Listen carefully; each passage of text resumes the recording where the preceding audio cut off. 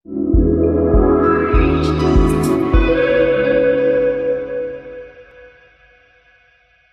атым Алымкулова Элиза, Тоң районуна караштуу Коңур Өлөң айылынын Киреше Маналиев атындагы жалпы орто билим берүү мектебинин 6-классын окуучусу болом.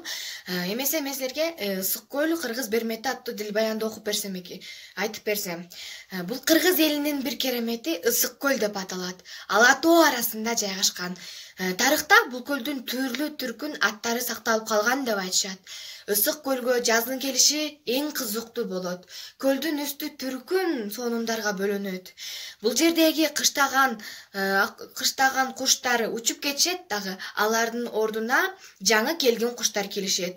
Ар бир келген куштун учуп келишин карап байкап турсаң, өзүнчө бир кереметти, бир көптөгөн нерсени байкоого болот. Көл эс алуучу жайдан башка бул туризмдин борбору болуп эсептелет.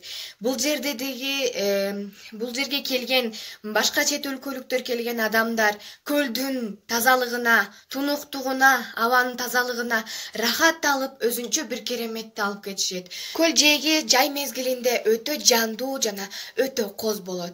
Биз өзүбүздүн ысык көлүбүздү карап туруп, ошол ысык көлдү карап отурсаң, көзүңө туулган жериң элестейт. Ошондуктан Ысык көл кыргыз бермети деп аталып калган.